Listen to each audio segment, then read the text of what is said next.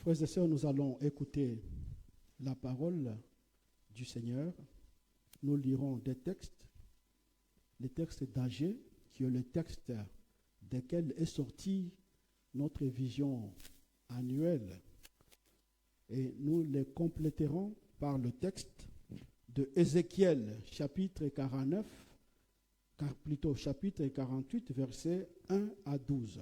Donc Agée, chapitre 1, versets 12 à 15, et puis Ézéchiel, chapitre 47, versets 1 à 12.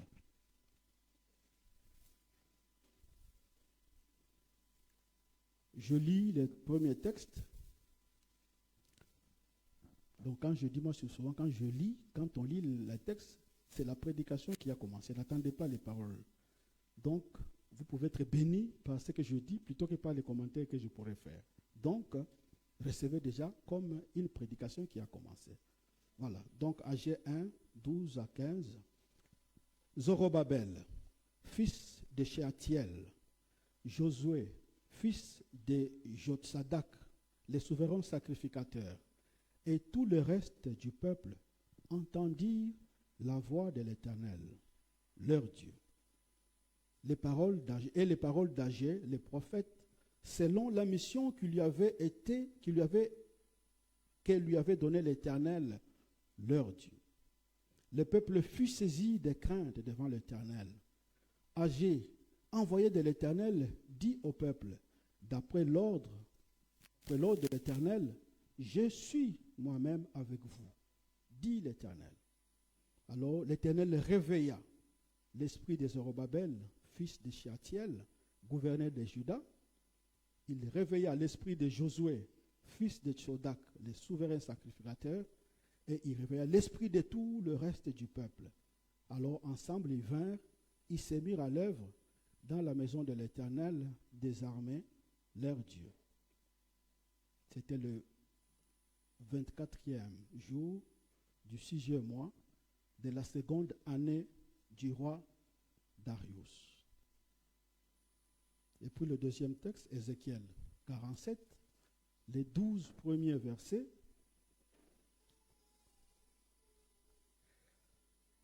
Il me ramena vers la porte de la maison.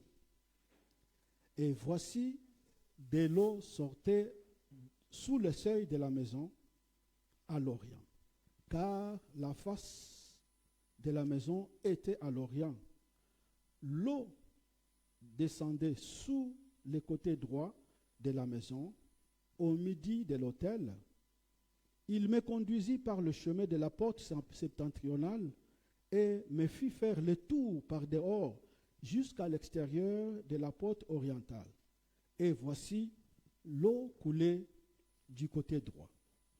Lorsque l'homme s'avança vers l'orient, il avait dans sa main un coup d'eau. Il mesura 1000 coudées. Il me fit traverser et j'avais l'eau jusqu'aux chevilles.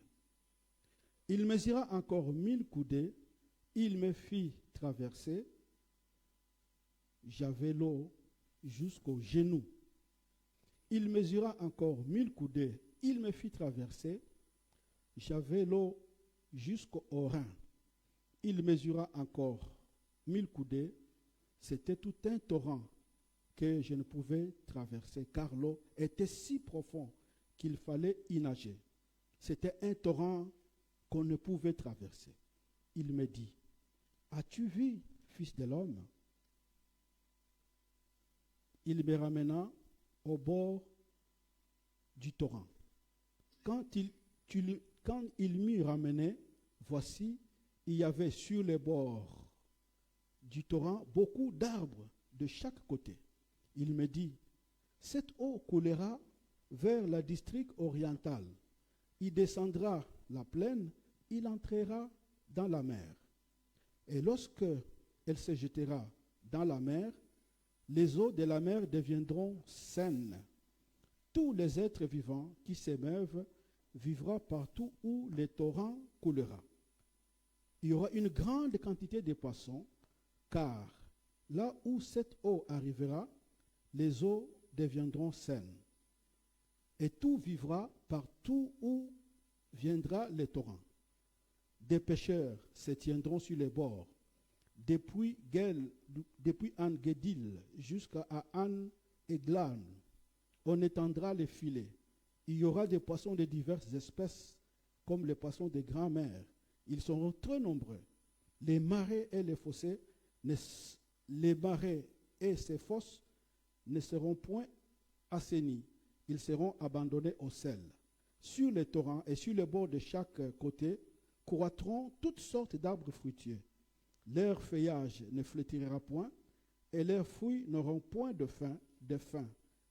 Ils mûriront tout le mois parce que les eaux sortiront du sanctuaire et leurs fruits serviront de nourriture et leurs feuillages de remède. Amen. Nous nous ouvrons encore à toi, notre Père. Merci pour ces paroles pleines de bénédictions. Viens nous rejoindre, notre Dieu. Nous voulons être entre tes mains, comme le potier entre le mains de l'argile. Fais de nous ce que tu veux. Oui, sanctifie-nous par ta vérité, car ta parole est vérité. Au nom de Jésus-Christ, nous te prions. Amen. Alléluia.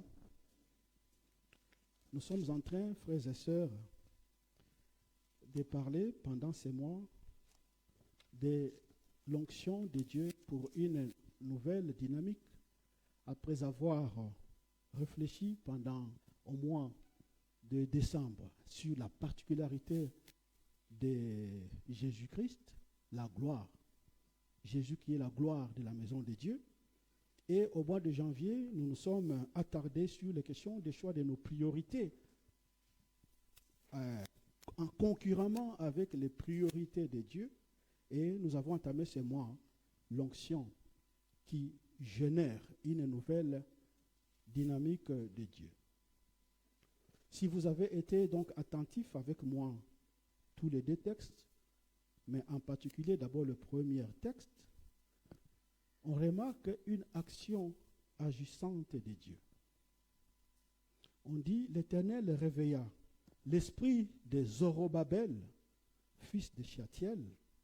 Il réveilla l'esprit de Josué, le souverain sacrificateur, et il réveilla l'esprit de tout le reste du peuple. C'est à partir de cette action qu'ils vont se lever pour se mettre au travail, continuer à bâtir la maison de Dieu. Cette maison de Dieu qui est évoquée dans Ézéchiel, que je viens de lire, on voit finalement la maison de Dieu qui est établie. Il y a l'eau qui sort de la maison de Dieu qui va couler dans toutes les villes. On dit partout là où elle passait, elle assainissait l'eau. Vous savez, la mer morte, on dit qu'elle a du sel, il n'y a pas de vie. Donc quand l'eau entre dans cette mer, la mer commence à avoir la vie, et puis les poissons qui étaient morts commencent à revivre. Et puis partout où les torrents passaient, il y avait les arbres qui commençaient à produire des fruits qui étaient à la fois une nourriture, mais surtout une guérison. Donc nous avons deux maisons. La première maison et la même maison, mais avec des images. Un, les gens se sont mis à l'œuvre pour construire, et au verset 47 d'Ézéchiel, c'est comme la maison qui finit. Maintenant, la gloire de Dieu rentre dans le temple. Maintenant, il y a eu tous ces phénomènes. Donc, mon propos ici serait de nous entretenir de cette action surnaturelle de Dieu qui vient provoquer l'action dans notre vie. Dieu réveille l'esprit de Zorobabel. Dieu réveille l'esprit de Josué. Dieu réveille l'esprit de tout le peuple. Donc, cette action divine, mais qui s'adresse à la multitude d'une manière instantanée à tout le peuple de Dieu, nous pouvons l'assimiler aussi à l'onction véritablement. C'est une onction collective. Dieu communique sa grâce instantanément à tout le peuple, et le peuple est mis en dynamique. Il va avoir le courage de servir le Seigneur et de se mettre à l'œuvre. Pourquoi il est absolument nécessaire qu'il y ait l'œuvre de Dieu? Oui, sans l'œuvre du Seigneur, sans la part de Dieu, nous ne pouvons pas faire quelque chose. Soyez rassurés que la vie chrétienne, pour nous aujourd'hui, et les relations avec Dieu, ce n'est pas un cadeau qui nous est donné. La vie chrétienne, la relation avec le Seigneur, elle est porteur de beaucoup d'adversités, beaucoup de difficultés. C'est tout un combat spirituel. Servir Dieu, quand tu te mets à servir Dieu, tu entres quasi instantanément en relation avec beaucoup de puissances qui veulent empêcher que l'œuvre du Seigneur puisse se réaliser. Pour eux, à l'époque, c'était peut-être les puissances humaines, les gens qui se sont levés plusieurs fois pour empêcher le travail. Mais on peut dire aussi qu'il y a déjà les puissances spirituelles en eux-mêmes, parce que des fois, c'est le peuple qui relâche son travail, qui est dominé par les envies du monde. Dieu les reproche et dit, voilà, les maisons que vous vivez sont tellement belles, mais ma maison, vous l'abandonnez. Donc, les besoins du monde viennent paralyser l'élan pour servir le Seigneur. Donc oui, la vie avec Dieu, c'est un combat. Ce combat est opposé d'abord à nous-mêmes, à cause de notre nature déchue, pour ceux qui ne sont pas encore régénérés. Même nous qui sommes régénérés, l'apôtre Pierre dit que nous sommes sauvés comme au travers du feu. Même pour nous, on sent ces actions. Donc, il y a d'abord un combat contre nous-mêmes. Et je ne cesse de vous le dire, contre nous-mêmes quoi? Notre propre égoïsme. Car le premier idole que nous adorons, nous tous, c'est nous-mêmes. Nous sommes tellement attachés par le narcissisme à nous-mêmes. Donc, c'est déjà un combat. Pour que tu arrives à te vaincre toi-même, afin que ta victoire soit transformée en une obéissance permanente à Dieu, c'est tout un combat. La vie avec le Seigneur, c'est un combat, puisque nous sommes confrontés aussi à la chair. C'est un combat puisque nous sommes confrontés, comme les gens de l'époque d'Agé, aux séductions du monde, l'envie des richesses, la luxure, toutes ces choses arrivent à contrecarrer l'action de Dieu, à nous paralyser. La vie avec Dieu, c'est un combat, surtout contre le péché. Le péché est une puissance, est véritablement une puissance qui nous astreint. Si le péché n'était pas une puissance, Jésus-Christ n'allait pas venir. Si Jésus-Christ est venu, c'est d'abord pour la grande puissance du péché. Non seulement nous sommes confrontés au péché, et puis nous sommes confrontés à toutes les puissances du mal, les démons, les diables, toutes, qui nous assaillent. Donc vous vous rendrez compte que c'est un combat ardu. Voilà pourquoi nous ne sommes pas surpris de nous tous que nos marches avec Dieu soient marquées par des trajectoires en dents de scie. Tantôt tu as l'enthousiasme de servir le Seigneur et tout à coup tu te sens refroidi. Donc c'est tout un combat. Ces combats, les contemporains d'Agé l'ont mené. Ils ont confronté les difficultés et ces combats-ci, nous les menons nous aussi. Dans l'œuvre de construire nos propres vies pour la vie éternelle, mais au-delà de l'œuvre collective, de nous construire les uns les autres en tant qu'Église. Donc on comprend pourquoi il est impératif que l'intervention de Dieu ait lieu pour pouvoir mettre le peuple en condition de pouvoir le servir. Alors c'est ce que nous voyons ici. Dieu a réveillé l'esprit des Zorobabel. Il a provoqué, il a fait descendre une onction collective qui subitement, le peuple s'est mis dans l'enthousiasme et ce peuple a commencé à servir son Dieu. Et nous en avons tous besoin, frères et sœurs, de voir cette action instantanée de Dieu, collective, qui nous pousse tous à nous réveiller, qui suscite le réveil spirituel au milieu de nous, afin de pouvoir servir Dieu. Oui, les gens de l'époque d'Agé ont vécu un réveil spirituel. Ils se sont mis à l'œuvre. Et je reste convaincu que nous aussi, nous avons besoin toujours et toujours de vivre ces réveils du Seigneur grâce à la touche de Dieu, cette onction qu'il communique pour nous mettre en mouvement. Alors, avant que je ne parle des effets collectifs de cette onction collective, que nous allons nous baser sur le chapitre 47, nous allons voir d'abord les conditions qui ont permis que le Seigneur puisse agir. On se rend compte que l'action de Dieu a été l'aboutissement de quelques attitudes que Dieu avait commencé déjà à travailler dans le cœur de son peuple. La première action que Dieu agit, c'est l'écoute de sa parole. Zorobabel, Josué et le reste entendirent la parole de l'Éternel et les paroles d'Agé selon la mission que Dieu lui avait donnée. La proclamation de la parole de Dieu, c'est le commencement de l'onction du Seigneur. On ne peut pas recevoir l'onction du Seigneur s'il n'y a pas la prédication. C'est la prédication qui suscite la foi. C'est la prédication qui suscite la piété, l'attachement donc au Seigneur. Cette parole, aujourd'hui, ne nous est pas seulement adressée par la prédication, mais nous avons la parole avec nous en contact permanent. Nous avons la parole dans nos portables. Nous avons la parole dans les Bibles avec nous à la maison. Comment espérer, prétendre que Dieu provoque l'action du réveil s'il n'y a pas écoute de la parole du Seigneur? Donc la première condition qui pousse Dieu à agir, c'est la proclamation de sa parole, l'écoute de sa parole. Quelle est la place de la parole de Dieu dans ta vie?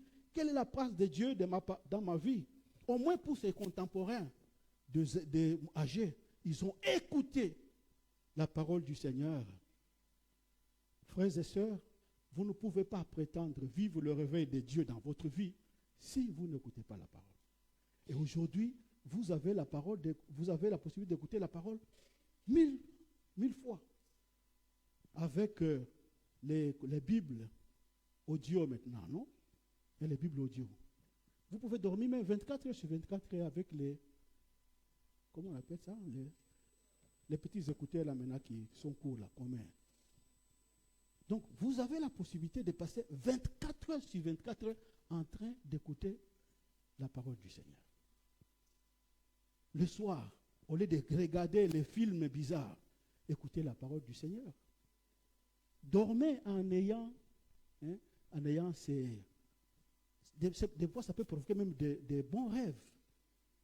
Écoutez la parole du Seigneur. Donc, quelqu'un ne peut pas dire aujourd'hui qu'il n'a pas l'occasion d'écouter la parole du Seigneur. La parole du Seigneur est dans vos portables en permanence. Et vous avez les Bibles audio. Si vous ne pouvez pas lire, vous pouvez les écouter. Pendant que vous êtes dans les bus, pendant que vous êtes dans les taxis, vous pouvez continuer à écouter la parole du Seigneur. Comment prétendre vivre le réveil de Dieu s'il n'y a pas écoute de ta parole? Et nous bénissons le Seigneur du fait que la prédication est proclamée dans notre église. Et nous croyons aussi, nous faisons les études bibliques chaque mercredi. Malheureusement, ce n'est qu'un petit groupe qui vient aux études bibliques. Je ne sais pas si vous avez l'occasion de lire la Bible vous-même. Donc, ces gens sont arrivés au réveil parce qu'ils ont écouté la parole du Seigneur. La parole de Dieu reste importante parce que c'est elle qui suscite la foi, c'est elle qui suscite la piété. C'est-à-dire la piété, c'est l'attachement à Dieu. Et nous voyons que ce peuple aussi s'est attaché à son Dieu. Le peuple fut saisi de crainte devant Dieu. Être saisi de crainte, ce n'est pas de trembler, ce n'est pas avoir peur. Être saisi de la crainte de Dieu, c'est avoir cette révérence, cet attachement respectueux, suivi par l'obéissance. Donc, les dispositions de leur cœur les mettaient dans une position qu'ils ne pouvaient que adorer leur Dieu. Ils ne pouvaient que s'attacher à leur Seigneur. La crainte de Dieu qui crée donc les dispositions à être attachés à Dieu. Comment vivre le réveil si nous sommes déconnectés du Seigneur?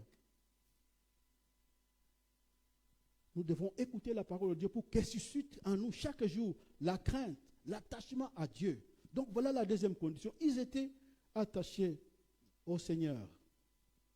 Le troisième élément que je trouve ici, Dieu lui-même dit, il dit par Zorobabel, dis-leur que moi-même, je suis avec vous. Alléluia. Il dit, moi-même, je suis au milieu de vous. À côté de la parole de Dieu que j'écoute, à côté de mon attachement, je dois prendre conscience de la présence ici et maintenant du Seigneur. Le Seigneur est là, disponible maintenant même. J'ai toujours aimé à donner cet exemple où Jésus apparaît à ses disciples le jour de sa résurrection. Ils étaient enfermés comme nous, toi et moi. On dit tout à coup, Jésus est entré sans qu'on ouvre la porte. Il est apparu au milieu d'eux. C'était un enseignement que Jésus voulait leur dire. Que même si vous avez l'impression que c'est vide, mais moi, je suis avec vous. Alléluia. Oui, même si vous avez l'impression que c'est vide, moi, je suis avec vous. Jésus est là. Dans toute sa présence, il est là. En train d'écouter avec nous la prédication. En train de souffler, de compléter ce que je dis, en train de compléter les éléments qui manquent en votre propre cœur. Alors, soyez conscients de la présence agissante de Dieu au milieu de vous. Même quand vous êtes seul dans le bus, Jésus est avec toi à côté d'elle. Nous avons voyagé avec le pasteur Michelson. Nous sommes partis à Agadir. Et ces jours-là, par avion, ces jours-là, il y avait beaucoup de turbulences, les zones de turbulence. C'était terrible. Donc, du décollage jusqu'au moment où il fallait atterrir. Il y avait des secousses, vraiment, l'avion faisait des secousses. Tous les voyages étaient calmes, personne ne parlait. Mais moi, avec les pasteurs Michelson à côté, personne ne pouvait parler à l'autre. Chacun est concentré. Qu'est-ce qui va se... Oui, hein, c'est vraiment... Je n'ai jamais eu peur de ma vie comme cette fois-là. Tu vois l'avion, on descend, personne, avec pasteur Michelson, on ne parlait pas, chacun était concentré sur.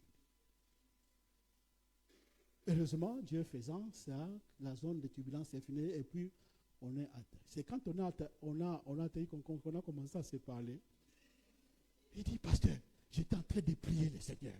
J'ai dit, Seigneur, Seigneur. Mais c'est comme si plus j'ai prié, plus encore les turbulences encore sont encore plus graves. J'ai commencé à me dire, est-ce que nous avons des péchés ou comment? Parce que je ne peux pas comprendre. Au plus et à mesure j'ai prié, tantôt j'ai la foi, j'ai dit, le Seigneur va nous protéger, pas trop. Mais j'ai dit, mais tu peux pas savoir moi-même aussi vraiment la chair de poule. La chair de poule. Mais nous devons être conscients que même quand nous sommes en l'air, Jésus est là. Alléluia. Jésus est là. Vous devez être conscient qu'il est là. Alors, on devait être confiant, dire, bon, s'il arrive qu'on meurt, ok, c'est Jésus qui a voulu qu'on meure, et comme nous venons de suivre l'affermissement sur le retour de Jésus-Christ, nous serons avec lui. Mais sinon, ce n'est pas possible. Ce n'est pas possible. Frères et sœurs, prenez conscience que Jésus est physiquement, spirituellement à côté de vous. À tout moment. Il est à côté de vous, il veille sur vous. Donc le peuple devait prendre conscience de ça. Et quatrième élément qu'on trouve ici, il y a cette unité. Zorobabel, qui est le gouverneur, Josué, qui est le sacrificateur, et tout le peuple était uni. À chaque fois on cite Zorobabel, Dieu réveilla l'esprit de Zorobabel, Dieu réveilla l'esprit du sacrificateur et Dieu réveilla l'esprit de tout le peuple. Dieu parla à Zorobabel, Dieu parla à Josué, Dieu parla. Josué écouta la parole de Dieu, Zorobabel l'écouta. Donc, cette unité, quand vous êtes unis, vous agissez ensemble, vous accomplissez la prière de Jésus quand il dit qu'il soit un. Vous êtes unis. Alors, quand ces conditions sont réunies, bien sûr avec l'aspiration, parce qu'avant, ça parle un peu de l'aspiration. Les peuples qui gémissent maintenant à cause des samis. Donc, aspirer. Tous ces éléments réunis, alors on permet que le Seigneur puisse faire sa dernière touche en suscitant maintenant les conditions du réveil. Alors le peuple s'est réveillé, il s'est mis à l'œuvre. Il s'est mis à construire le temple de Dieu. Donc, le réveil que Dieu a provoqué dans leur vie a eu pour conséquence le fait de se mettre à l'œuvre pour servir le Seigneur. Voilà la première part de l'onction de Dieu. L'onction de Dieu suscite en vous les capacités maintenant de servir le Seigneur. Et nous pouvons dire merci à Dieu, nous tous qui servons dans cette maison, à l'accueil, à la prédication, à la louange. Vous sentez cette joie qui nous anime de servir le Seigneur. C'est le fruit de la part de Dieu dans notre vie. C'est Dieu qui réveille cela. Et le peuple va se mettre à servir le Seigneur. Mais moi, je peux maintenant me concentrer sur nous en tant qu'Église. Cette onction collective que Dieu provoque, qu'est-ce qu'elle provoque aussi dans notre vie? Quel est l'effet, les conséquences de l'onction de Dieu que nous avons reçue dans notre vie? C'est là où j'en viens à ce texte d'Ézéchiel qui est fabuleux. Qui est fabuleux. Rappelez-vous qu'il y a une prédication, je vais vous montrer comment Dieu a montré les tableaux de la vie d'Israël avant, quand Dieu a pris contact avec eux. Deuxième tableau, pendant que le peuple chute, alors comme conséquence, Dieu va les déporter. Au milieu, chapitre 36, Dieu vient faire son action de lui-même et dit, cette action que je vais faire ne dépend pas de vous, je le fais de ma propre compassion. Dieu dit, voilà, nous lisons, je vais changer vos cœurs, je vais verser pour vous une eau pure et vous serez saints. Dieu dit, cette action-là, moi je le fais de moi-même. Alors, quand vous allez au chapitre 47, c'est là où on est. Parce que au chapitre 10, l'Esprit du Seigneur va quitter le temple parce que le peuple est infidèle. Au chapitre 43, je pense, 43-44, l'Esprit de Dieu revient au temple. Et au milieu, il y a cet acte de purification que Dieu a fait. Dieu purifie son peuple, il le rend encore capable de lui rendre un culte. Puisque les conditions spirituelles sont réunies, Dieu peut revenir dans le temple. Donc, les chapitres que nous voyons là, c'est le moment où Dieu a tout restauré. Alors, l'Esprit du Seigneur revient dans le temple de Dieu pour pouvoir faire maintenant agir. Alors, comme on sait de le dire, ce deuxième temple dans lequel l'Esprit du Seigneur vient, il représente le deuxième temple, mais en réalité, le vrai temple, il représente maintenant le vrai temple qui est Jésus-Christ lui-même. Alors, c'est là où nous allons voir les effets de l'onction collective en tant qu'Église, nous qui sommes la maison de Dieu. Qu'est-ce que cela est censé produire dans notre vie? Alors, nous voyons d'abord que il y a l'eau, pendant que le temple est érigé, l'Esprit du Seigneur revient, on dit, il y a l'eau qui coule du temple de Dieu. Il mesura 1000 coudées, il vit traverser de l'eau. Il mesura encore, il vit de l'eau. Et puis par la suite, cette eau va grandir, va venir un torrent qui va commencer à s'éparpiller dans la ville. La maison de Dieu qui représente cette église, duquel coulent les sources d'eau, qui viennent de la source de la table de sacrification pour aller dans la ville. Cette image, frères et sœurs, ne peuvent représenter que Jésus-Christ d'abord lui-même. Et après Jésus-Christ, cette image représente nous tous, l'église du Seigneur. Jésus pouvait dire que celui qui croit en moi, Jean chapitre 7, versets 38 à 39, celui qui croit en moi, les fleuves d'eau couleront dans son sein jusque dans la vie éternelle. Alléluia. Donc cette image que Dieu montre à Ézéchiel, il montre les choses qui vont s'accomplir en Jésus-Christ. Parce que lui devient les véritables sources d'eau vive qui coulent pour étancher la soif du monde. Les fleuves d'eau vive couleront dans son sein jusque dans la vie éternelle. Ce sont ces fleuves d'eau qui coulent jusque dans la vie éternelle.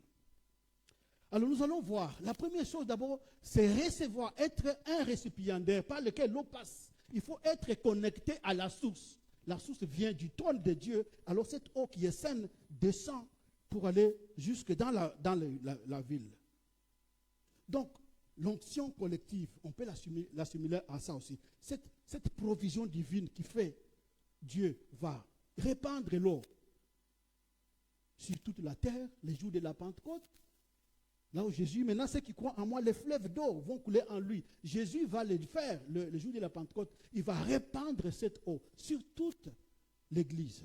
Donc nous, en tant qu'Église de Dieu, nous devenons source de la parole de vie et de l'eau de vie qui descend dans la ville. Donc la première part, c'est d'abord être connecté à la source pour recevoir cette eau. On voit que cette eau, on dit, cette eau va quitter le temple, il va aller se jeter dans la mer morte. Et vous savez, la mer morte, c'est une mer salée en Israël. Il n'y a pas de vie là-bas. Donc, mais sauf qu'à la différence, cette fois-ci, comme l'eau coule du temple, il va circuler dans la ville et il va aller se jeter dans la mer morte. Nous avons lu ici que la mer morte va changer de nature. Au lieu que cette eau demeure comme stérile, salée, l'eau sera assainie. Et finalement, les poissons qui étaient mourants à cause de l'intoxication vont commencer à revivre. Oui, nous sommes aussi ce temple de Dieu. L'eau coule du sein de Jésus-Christ à travers nous pour aller dans la mer morte qui représente le monde. Tout le monde qui est là, les gens sont en train de suffoquer sous le poids du péché. Les gens sont condamnés à la mort éternelle puisqu'ils sont dans la mer morte, là où il n'y a pas de vie. Alors Dieu provoque cette eau qui va entrer dans le temple. Donc le premier résultat de l'onction du Seigneur, c'est que Dieu va faire revivre ce qui était mort. Dieu va aller dans les eaux, la mer morte, pour faire revivre les poissons. Alors pour nous ici, Église à deux Tanger, nous sommes aussi la source de cette eau de vie qui coule dans la ville de Tanger, qui coule dans nos quartiers. Nos quartiers, le monde représente la mer morte, là où il n'y a pas de vie, là où il y a la mort, la condamnation. Alors quand l'eau sort du temple pour aller là-bas, on dit c'est pour assainir cette eau et puis rendre vivant. Combien sommes-nous ces canaux qui drainent cette eau qui sort du temple pour assainir notre environnement?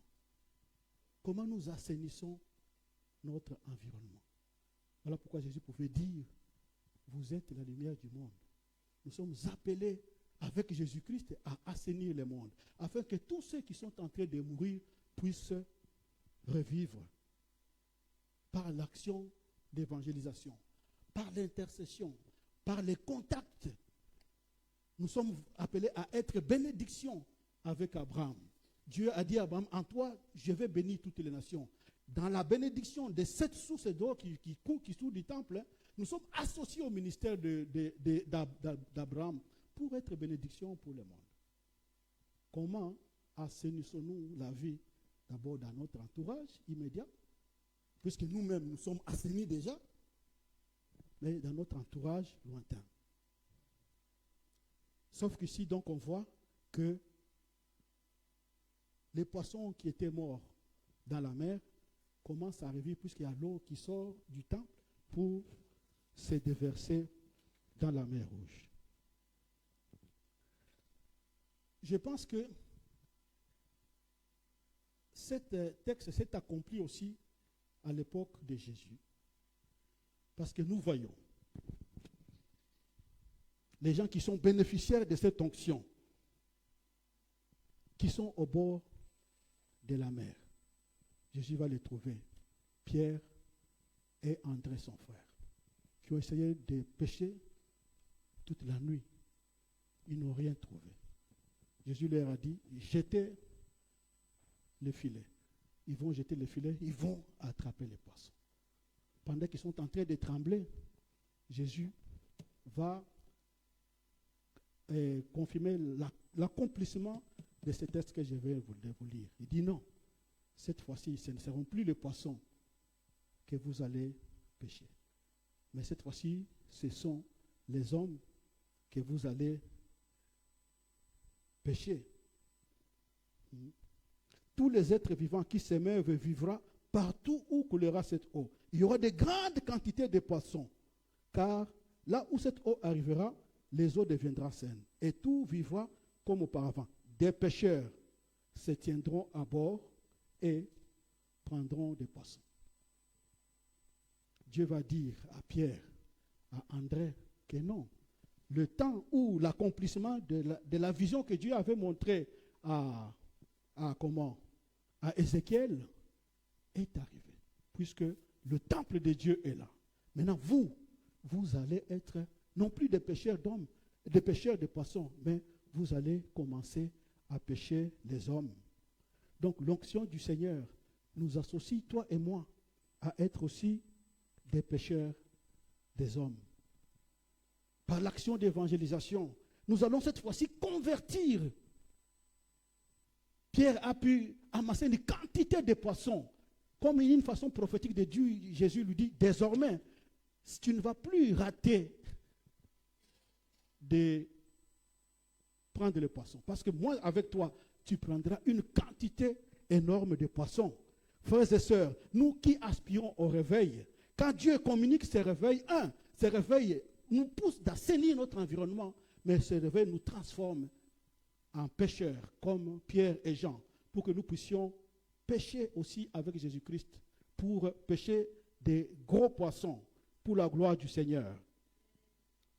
Ce qui peut encore montrer la primauté de la commission d'évangélisation dans notre Église. Mais l'évangélisation est l'œuvre qui nous appartient à nous tous.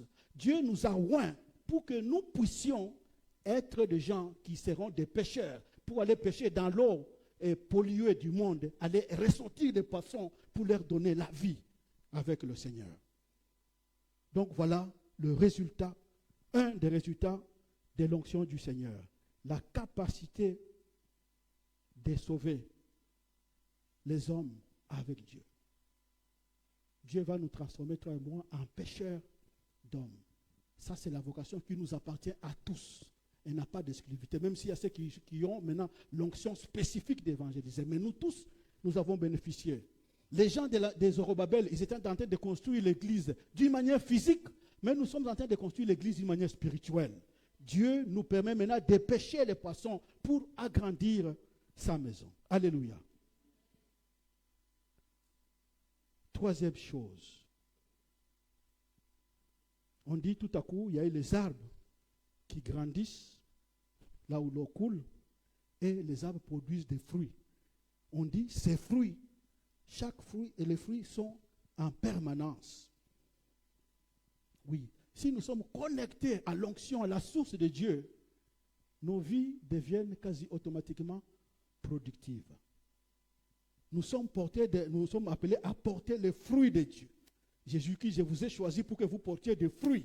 Ici, il dit, voilà, là où l'eau passe, vous allez produire des fruits. Vous ne pouvez plus subir la malédiction. Quand Jésus est allé la ville les figuiers, qui était en saison non favorable, mais qui n'avait pas de fruits, Jésus l'a maudit. Mais pourquoi tu es épargné de cette malédiction? Parce que tu as reçu l'onction. Oh, l'onction dit, chaque mois, tu produis les fruits en permanence. Alléluia. Est-ce que l'onction du Seigneur produit les fruits que Dieu vient manger? Quand Dieu vient le matin, il veut manger un fruit dans ta vie. Est-ce qu'il trouve le résultat? Pourtant, l'onction est là, elle est permanente. Nous devons produire les fruits. Alors, on a dit ces fruits, ça sert de nourriture, mais aussi ça sert de remède pour les nations. Oui, nos fruits, les fruits de Dieu, c'est pour corriger, pour guérir le monde de toutes ces maladies dont tu parles. En commençant par les maladies spirituelles, la délivrance que nous pouvons faire, mais de toutes les maladies morales, de l'homosexualité, autre chose. Nous qui sommes porteurs des fruits de Dieu, nous sommes appelés à guérir le monde avec le Seigneur. Le monde est guéri grâce à vous qui avez reçu l'onction du Seigneur, puisque vous produisez des fruits et quand le monde vient manger, il peut manger les fruits qui lui apportent la guérison. Oui, le Seigneur nous convie tous, donc à tout cela, à rester connectés à la source et à bénéficier de toutes ces actions qui permettent que l'onction collective que nous avons reçue puisse avoir l'impact dans notre vie. Voilà pourquoi, quand Pierre a eu peur, Jésus a dit, tu seras désormais pécheur d'homme. L'onction de Dieu vient faire de toi et de moi des pécheurs, des hommes, pour la gloire du Seigneur. Alors, approprions-nous encore ce texte. Jésus dit, celui qui croit en moi, les fleuves d'eau vive couleront de son sein. Comme ça, l'eau qui va sortir de lui va assainir le monde. L'eau qui va sortir de lui va permettre que ceux qui mouraient, qui suffoquaient du péché, puissent revivre. Mais aussi, nous allons porter les fruits qui nous fassent grandir et qui fassent glorifier le nom du Seigneur. Parce que quand vous porterez les fruits, on dit ainsi, mon Père sera glorifié. Voilà le résultat de l'onction collective que Dieu nous a donnée pour transformer notre monde et pour que le monde puisse aussi être associé à l'Église et devenir maison du Seigneur. Alléluia. Alléluia.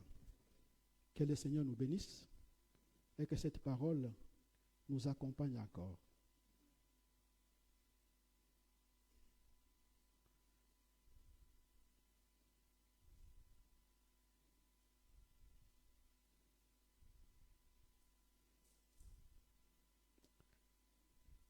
Seigneur notre Dieu, nous voulons nous remettre encore ta grâce après avoir écouté cette parole. Toi qui as dû travailler avec la génération d'Agé et des Zorobabel, tu travailles aussi avec nous, en nous montrant cette image de l'eau qui sort du temple pour couler dans la cité. Nous te prions, Seigneur, irrigue nos vies, afin que nous puissions aussi transformer le monde. Que cette grâce nous soit communiquée maintenant et pour toujours. Puisque ton onction, tu l'as donnée les jours de la Pentecôte en déversant sur toute ton Église. Accorde-nous, ô Dieu, comme cette eau qui se remplissait jour après jour, que nous soyons aussi chaque jour remplis du Saint-Esprit. Et qu'en étant remplis du Saint-Esprit, nous puissions alors apporter les résultats que tu attends de nous dans ce monde. Nous te bénissons et nous te rendons gloire. Au nom de Jésus-Christ, nous t'avons prié. Amen. Alléluia. Alléluia. Que Dieu soit béni pour sa parole. Amen.